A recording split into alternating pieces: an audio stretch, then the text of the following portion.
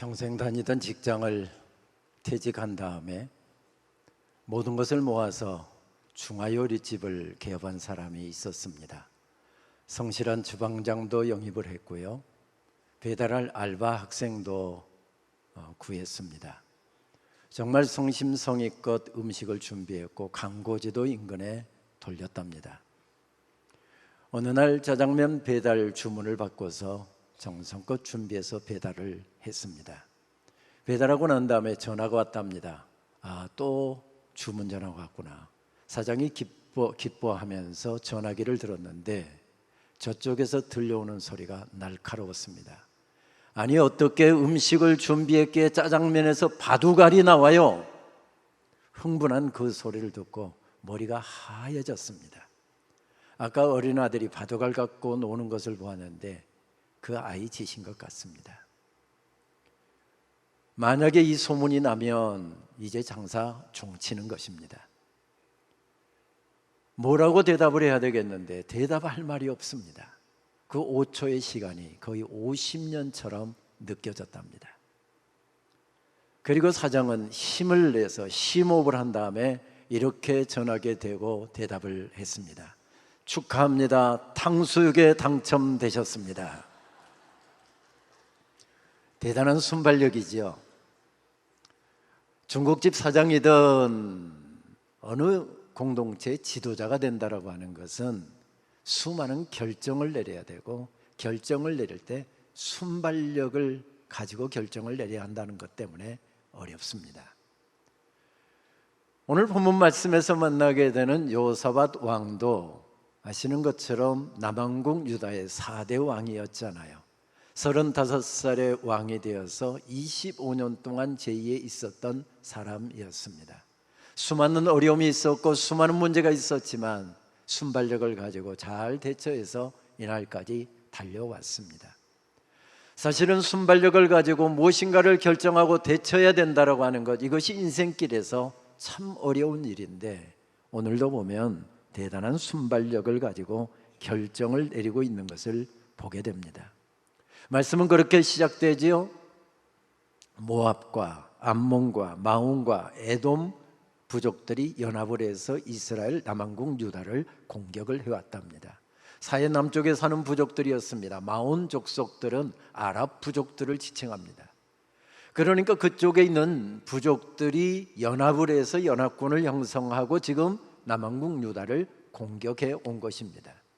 사해 남쪽에서부터 진격을 해서 엔게디를 점령했고, 그리고 구릉 지역을 따라서 계속해서 지금 진격해 오고 있다라고 하는 두려운 보고였습니다.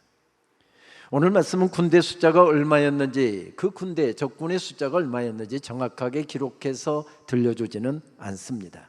다만 여호사밧이 심히 두려워하였다라고 하는 말씀을 참작을 해서 놓고 보면 굉장히 감당하기 어려운 큰 적군이 지금 그들을 공격해 온 것은 틀림이 없습니다. 전쟁이 일어나면 싸우는 방법이 있습니다. 외교력을 동원해서 협상하는 방법도 있습니다. 그것도 되지 않으면 항복하는 방법도 있습니다. 그것이 어렵게 느껴지면 강대국에게 내가 앞으로 10년 동안 당신 나라에 조공을 바칠 테니 우리 좀 도와달라, 강대국의 군대를 동원하는 방법도 있습니다. 그런데 이 위기의 순간에 여호사밧이 어떻게 대처했답니까? 어떻게 순발력을 가지고 결정을 내렸답니까? 금식을 선포하는 것이었습니다. 개인적으로 금식을 했던 적은 있었지만 모든 나라, 모든 국가의 모든 민족에게, 모든 국민들에게 금식을 선포했던 것은 처음 있었던 일이었습니다. 그만큼 힘든 국가적인 재난 상황이었다는 그런 의미이지요. 전쟁이 일어났는데 국가가 위기 상황인데 금식을 선포하고 자기도 기도하러 들어갔답니다. 이 광경을 오늘 말씀은 이렇게 전해줍니다. 두려움에 사로잡힌 여호사밧이 기도했다. 그는 하나님께 나아가 도움을 구하고 온 나라에 금식령을 내렸다. 유다는 한 마음으로 하나님의 도우심을 구했다. 유다 온 성읍에서 백성이 나와 하나님께 기도했다. 지도자도 백성들도 온 마음으로 함께 모여서 하나님께 나와 도우심을 구했답니다. 어떻게 그들은 이렇게 한마음이 될 수 있었을까요? 오늘 20장 후반부에도 동일한 모습이 나타납니다. 21절 말씀입니다. 백성과 더불어 의논하고 노래한 자들을 택하여 거룩한 예복을 입히고 군대 앞에서 행진하며 여호와를 찬송하여 이르기를 여호와께 감사하세 그의 인자하심이 영원하도다 하게 하였더니, 이렇게 말씀합니다. 엄청난 적군이 그들을 공격해 오고 있는데 군대들을 정비하고 작전 명령을 내리고 그리고 무기들을 정비해서 들고 나가 맞서 싸우라 하고 진지지에서 전쟁터에 나간 게 아니라 쉬운 말로 하면 기타 메고 나갔답니다. 몇 사람이 키보드 들고 서서 걸어가면서 키보드 치면서 찬양하면서 걸어갔답니다. 찬양대에게 아름다운 가운을 입히고 찬양대 앞세워서 총알바지로 내세우고 그렇게 찬송하면서 나아갔답니다. 합리적으로 생각해 보십시다.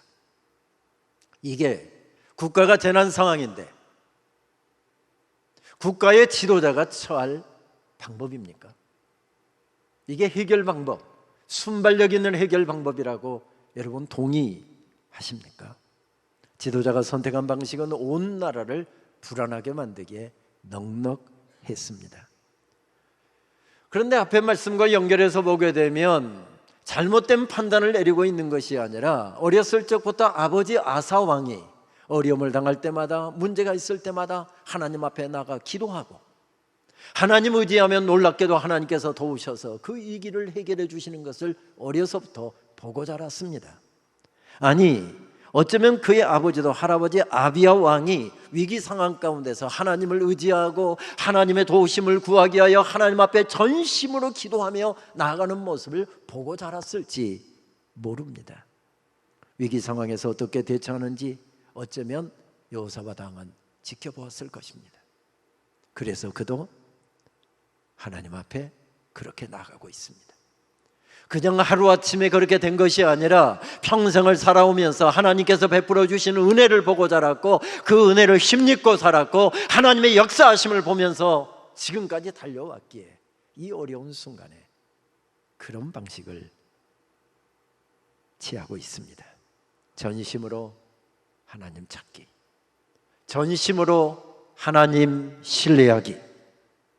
그렇습니다. 가장 좋은 신앙교육은 교회에 나가라, 하나님의 말씀 읽어라, 큐티해라, 암송해라, 이것보다도 더 좋은 신앙교육은 어려움이 닥쳤을 때 어린 가슴으로 봐도 우리 집이 굉장히 지금 어려운 것 같은데 엄마 아빠가 늘 기도합니다.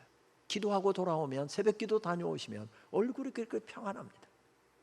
한숨 소리 대신에 기도하는 소리를 듣고 자랐습니다. 찬송하는 소리를 듣고 자랐습니다. 우리 아빠는 입만 열면 돈, 돈, 돈. 우리 엄마는 입만 열면 돈, 돈, 돈. 신앙생활은 왜 하는지, 하나님은 정말 우리 엄마 아빠에게 살아계신 분인지 아무리 입으로 신앙교육해도 그런 모습 보여주면 믿음으로 설 수가 없습니다. 아이들 좋은 공간에서 키우기 위하여 살 집을 장만하는 것도 중요하지만 자녀들을 믿음 가운데 세우는 것은 더 중요합니다. 건물을 세우는 것도 중요하지만 자녀들이 평생 의지할 분을 만나고 그분의 손잡고 걸어가는 삶을 훈련시켜주고 그렇게 위기에 닥쳤을 때 그런 믿음으로 걸어갈 수 있도록 아이들을 믿음 가운데 세우는 것은 더 중요합니다. 안산제일교회가 신학교육의 중요성을 인지하시고 저희 장로의 신학대학교에 석자교수 기금과 발전기금 장학금을 보내주셔서 얼마나 감사한지 모르겠습니다. 이 자리를 빌어서 장로님들과 성도님들께 깊은 감사를 드립니다. 지난 5월 장신대 개교 122주년 기념 예배에서 올로 목사님, 고은 올로 목사님께서 명예 신학박사 학위를 수여 받으셨습니다. 후배들이 배우고 싶고 따르고 싶고 흉내내고 싶은 자랑스러운 동물을 엄격하게 선발하여 정말 역사에도 교회에도 우리 교계에도 널리 널리 알리기 위해서 선별하여 세우다 보니 122년 역사 가운데 고은 목사님께서 38번째 명예 신학박사 학위 수여자였습니다. 올로 목사님과 같은 분이 계속해서 나와야 되지 않겠습니까? 한국교회에 담임 목사님과 같은 분이 계속해서 나와야 되지 않겠습니까? 사람을 세우는 것이 중요하다는 이야기입니다. 신학교는 하나님의 교회를 섬기고 하나님의 성도들을 섬길 사역자들을 키우는 곳입니다. 여러분, 기도해 주십시오. 아무리 교회가 대단하게 세워졌다 할지라도, 아무리 많은 사람이 세워졌다 할지라도 영적으로 바로 하나님의 말씀으로 가르치고 그들을 인도하고 그들을 목양하고 하나님 앞에 세우는 이런 사역을 감당할 사람이 없다고 한다면 나라는 세워지기가 어려울 것입니다. 아사왕은 그런 점에서 하나님 앞에서도 성공한 사람이었지만 영적으로도 신앙적으로도 이렇게 훌륭한 아들을 세웠으니 성공한 사람임에 틀림이 없어 보입니다. 그렇습니다. 거기 사람이 세워졌습니다. 무모한 모험이나 도박을 한 것이 아니었습니다.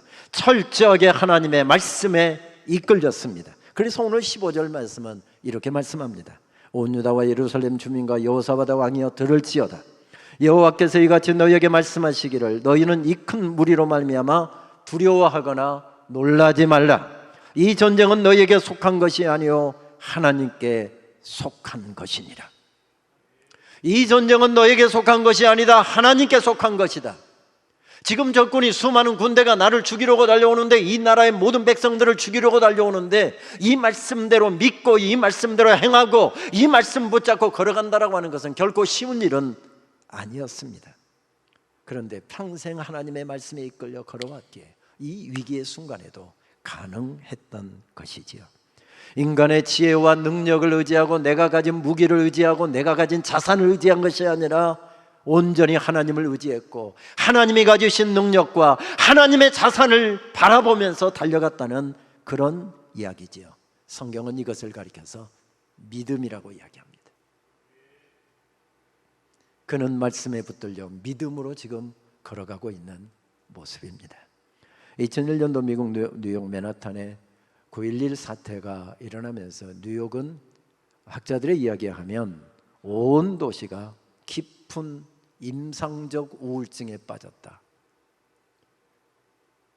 이런 일이 일어나게 되면 사람들에게 어떤 일이 일어나는가, 그것을 표현하기 위해서 임상적 우울증이라는 용어를 사용한 것입니다. 뉴욕의 리디먼 장로교회, 그 당시에 5,000명 정도 모이는 큰 교회였는데 그곳에서 목회하던 팀 켈러 목사님 가정에도 짙은 어둠의 그림자가 드리우고 있었습니다.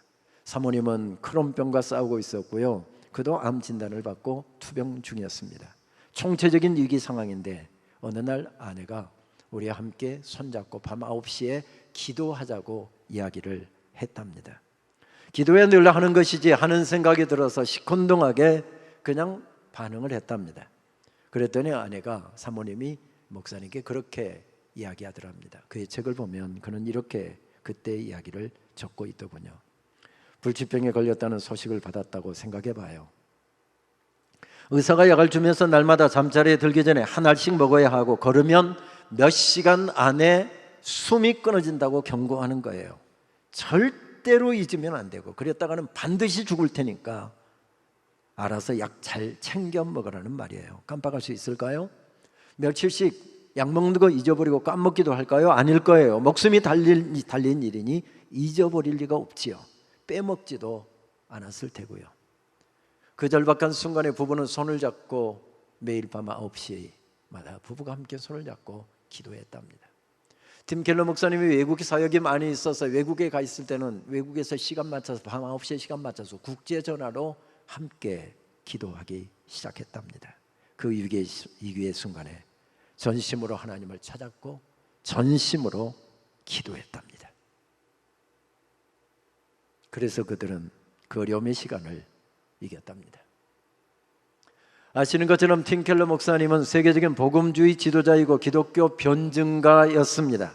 지난 2020년 췌장암 4기 진단을 받았습니다. 메릴랜드에 있는 병원이죠. 존 홉킨스 병원에서 집중 케어를 받으며 암세포 99%를 제거하는데 성공했습니다. 그런데 갑자기 악화가 되어서 또 암이 재발이 되어서 지난 5월 19일에 73세 일기로 하나님 품에 안겼습니다. 힘든 항암 치료를 받으면서 그는 그런 고백을 남겼더군요. 나의 기도는 더욱 간절해졌으며 나를 지탱한 것은 오직 말씀뿐이었다. 이번 투병 기간 기도로 하나님께 더욱 가까이 갈 수 있어서 감사했다. 이 암을 통해 하나님께서는 아침에 주의 인자로 우리를 만족해 하사 우리 평생에 즐겁고 기쁘게 하소서라는 시편 90편 14절 말씀이 저의 삶의 실제가 되게 하셨다. 내가 곧 죽는다는 사실을 인정하는 것은 내 인생의 시간을 바라보는 방식, 가족과 배우자를 바라보는 방식, 하나님을 바라보는 방식을 완전히 바꾸어 주었다. 오랫동안 저를 위해서 기도해 주신 모든 분들께 감사를 드린다. 이런 고백과 함께 그는 지난 5월 19일 숨을 거두기 전에 마지막 이런 기도를 남겼다고 하지요. 이 세상을 떠나는데 아쉬움은 없습니다. 조금도 없습니다. 주님을 정말 뵙고 싶습니다. 이제 날 천국으로 보내주소서. 무슨 이야기입니까? 도시가 어려움 가운데 있을 때, 성도들이 어려움 가운데 있을 때, 개인적으로 어려움 가운데 있을 때 기도의 별자리를 펼치고 그곳에서 누워 살았다는 이야기고, 어려움의 순간순간마다 하나님 의지하고 하나님 바라보면서 믿음으로 달려왔다는 이야기이지요. 우리 인생길에는 왜 그렇게 어려운 일이 많은지요? 근데 여러분 알고 계십니까? 그 강야와 같은 시간, 각막한 사막을 허덕이면서 걸어가는 작은 벌레와 같이 나 혼자 그 힘든 시간을 걸어가고 있다라고 생각이 들 때 우리는 그곳에서 주님을 신뢰하는 훈련을 받고 있다는 사실을 여러분 알고 계신지요? 평안할 때 들었던 말씀, 평안할 때 드렸던 고백, 내 일이 잘 될 때 하나님께 올려드렸던 감사, 하나님을 향한 예배, 그 모든 것을 사막과 같은 그 험한 길을 걸어가면서 하나님 신뢰하는 법을 우리는 훈련받고 있다는 사실을 알고 계신지요? 아닙니다. 인생의 주인이 내가 아니고 내가 내 인생을 세워나가는 것이 아니라 하나님께서 세우시는 것이고, 하나님께서 세워주실 때 세워지고, 하나님께서 높여주실 때 높여지고, 하나님께서 지켜주실 때만 지켜진다라고 하는 사실, 그것을 새롭게 또 새롭게 그것을 고백하는 시간임을 여러분 알고 계신지요? 저의 인생길도 가만히 돌이켜보면 직선 코스로 인도하셨던 적은 거의 없었던 것 같습니다. 빙빙 돌리고 앞길이 보이지 않아서 억울해서 분해서 그렇게 주님 앞에서 하염없이 울고 있다 보면, 몸부림치며 기도하고 있다 보면, 작정하고 금식하고 있다 보면, 막막해서 의지할 곳이 없어서 엎드리다 보면 하나님께서는 늘 제 입술에 찬양을 담아주시고는 했습니다. 그리고 그 담아주시는 찬양을 부르고 또 부르고 또 부르다 보면 그것이 하나님이 응답으로 제 상한 마음, 제 상한 삶을 어루만지시는 것을 경험했습니다. 1990년에 안산제일교회 부목사 사역을 마치고서 강남에 저는 담임 목회로 달려나갔더랬습니다. 3년여 잘 감당하던 담임 목회직을 접고서 대학원 지도교수 관건에 못 이겨서 저는 미국 유학을 준비하고 있었습니다. 근데 가진 것이 아무것도 없습니다. 비행기 티켓팅을 해야 되는데 돈 10만 원이 수중에 없었습니다. 저희도 그때 건축하고 있었거든요. 도와주는 이도 없어서 막막해서 그저 새벽에 엎드려서 미국에서 보내온 입학허 가서 펴놓고 교인들 새벽기도 다 가고 나면 혼자서 그거 펴놓고 하나님 앞에서 그냥 막 울었습니다. 그때 하나님께서 입술에 담아주신 찬양은 그것이었습니다. 주 안에 있는 나에게 딴 근심 있으랴, 십자가 밑에 나아가 내 짐을 풀었네. 내 주는 자비하셔서 늘 함께 계시고 내 궁핍함을 하시고 늘 채워주시네. 3절 이 부분에서 찬송이 항상 중단되었습니다. 내 궁핍함을 하시고 하는 단어가 나오면 수중에 돈 10만 원인 것이 왜 그렇게 서럽습니까? 우느라고 여기서 찬송이 중단되었습니다. 교회에서 퇴직금이라고 장학금이라고 도와주셔서 그 돈 들고 그냥 세 식구가 미국으로 건너갔습니다. 6개월 버티면 좋을 그런 돈이었습니다. 항상 빠듯했고 항상 아슬아슬했습니다. 박사과정 하면서 너무 막막해서 새벽마다 학교 채플에 엎드렸을 때 입술에 담아주신 찬양은 그것이었습니다. 하나님 사랑의 눈으로 너를 어느 때나 바라보시고 하나님 인자한 길어서 언제나 너에게 기울이시니 어둠의 밝은 빛을 비춰주시고 너의 작은 신음에도 응답하시니 너는 어느 곳에 있든지 주를 향하고 주만 바라볼지라, 주만 바라볼지라. 하기만 받고 돌아오면 모든 것이 다 탄탄대로로 열릴 줄 알았는데 인생길이 꼬이기 시작했습니다. 억울하고 분해서 새벽에 엎드려 하염없이 울고 있을 때 입술에 담아주신 찬양은 그것이었습니다. 하나님 한 번도 너를 실망시킨 적 없으시고 언제나 공평과 긍휼로 너를 지키셨네. 오 신실하신 주, 오 신실하신 주, 내 너를 떠나지도 않으리라, 내 너를 버리지도 않으리라 약속하셨던 주님, 그 약속을 지키사 이후로도 영원토록 나를 지키시리라 확신하네. 지난 주간 말씀드렸지만 총장이 되어서 죽일 듯 공격하는 사람들 때문에 너무 힘이 들어 새벽에 엎드려 울고 있을 때 하나님께서 입술에 담아주신 찬양은 그것이었습니다. 모든 것이 은혜, 은혜, 은혜, 한없는 은혜. 내 삶에 당연한 건 하나도 없었던 것을 모든 것이 은혜, 은혜였어. 요즘에 엎드렸을 때 제 입술에 담아주시는 찬양은 충만이라는 찬양입니다. 난 예수로, 예수로, 예수로 충만하네. 난 예수로, 예수로, 예수로 충만하네. 영원한 왕 내 안에 살아 계시네. 입술에 담아주신 찬양, 입술에 담아주신 말씀 붙잡고 허덕이면서 각막한 광야를 걸어가는 것과 같은 힘든 시간이라 할지라도 하나님께서는 거기에 함께 계셨고 하나님께서는 거기에서도 역사하고 계셨고 주신 찬양처럼 주신 말씀처럼 역사하고 계셨다는 말씀이지요. 여러분들의 인생에서도 그것은 간증하실 수 있지 않습니까? 그래서 자주 돌이켜봐야 합니다.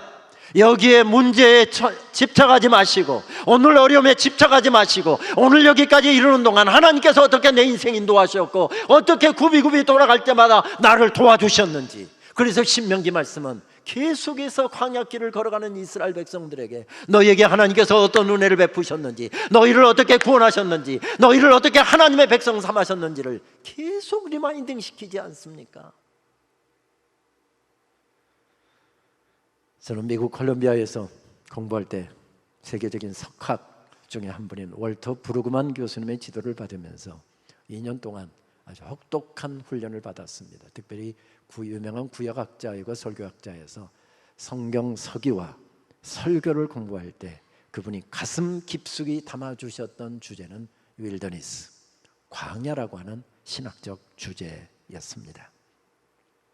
이것은 강의 때마다 늘 반복되는 내용인데 요약하면 그런 내용입니다. 구원받은 하나님의 백성들의 삶은 언제나 광야에서 펼쳐집니다. 삶도 신앙생활도 사역도 온통 광야에서 펼쳐집니다. 아무것도 없는 광야. 하지만 고개를 드는 사람은 그곳에 예비된 놀라운 은혜를 경험하게 됩니다. 우뚝 서 계시는 하나님을 뵙게 되면 그 광야가 얼마나 축복의 자리인지를 발견하게 되면서 거기서 찬양이 터져 나올 것이고 거기서 예배가 터져 나올 것이고 거기서 감사가 터져 나오게 될 것입니다. 이런 내용의 요지였습니다. 선생님의 광야 신학이 너무 울림이 커서 언젠가 광야라고 하는 모티브를 가지고 책을 한 권 쓰기로 작정을 했습니다.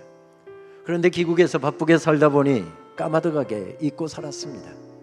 그러다가 인생길이 참 힘들다는 생각이 들 때 하나님께서 입술에 담아주시는 찬양을 부르다가 그 사실을 기억에 냈습니다.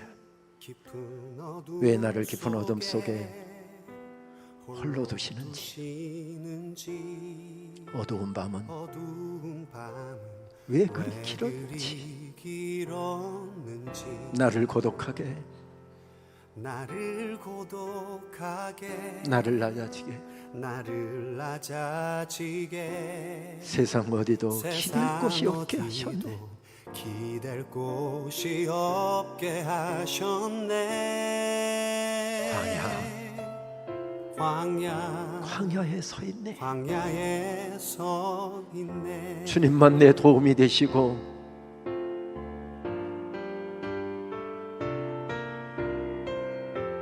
주님만 내 도움이 되시고 주님만 내 빛이 되시는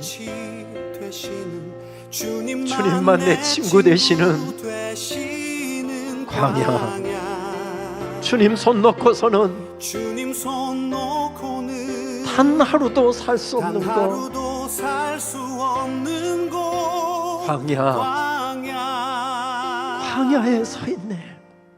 광야에 서 있네. 그 찬양을 주셨을 때 끝없이 들으면서 참 많이 울었습니다. 그리고 광야길을 걸었던 믿음의 선배들의 이야기를 성경을 펴서 묵상하기 시작했습니다.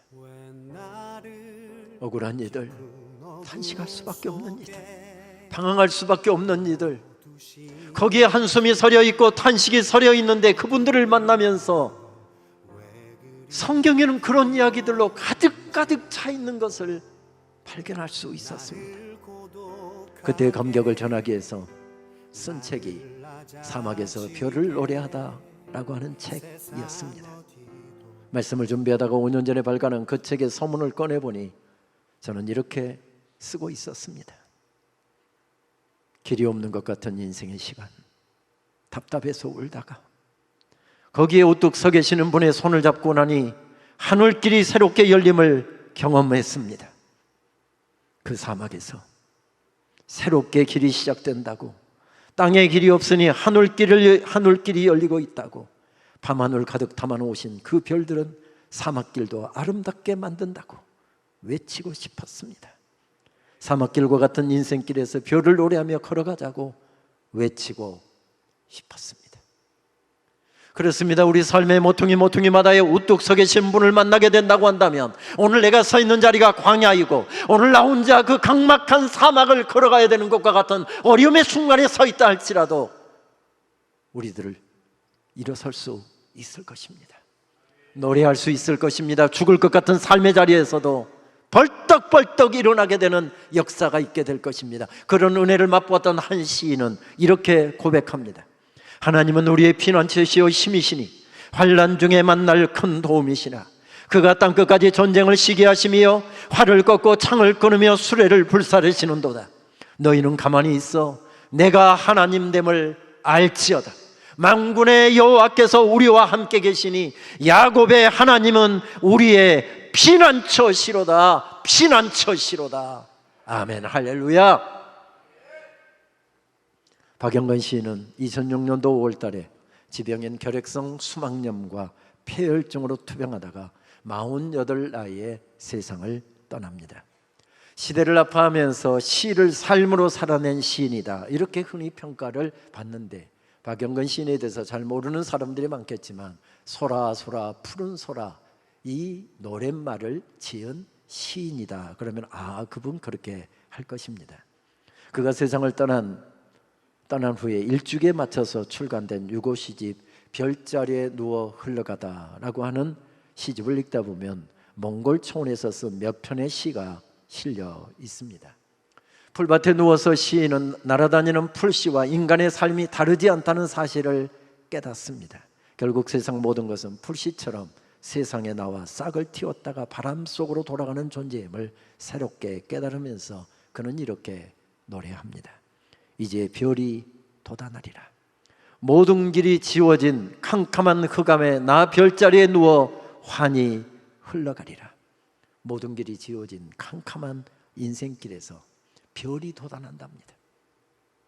우리들에게 희망을 주기 위해서 말씀의 별이, 찬양의 별이, 기도의 별이 우리 가운데 돋아나기 시작한답니다. 나 그 별자리에 누워서 남은 인생길, 광야와 같은 시간이라 할지라도 그 별자리에 누워서 환히 흘러가겠답니다.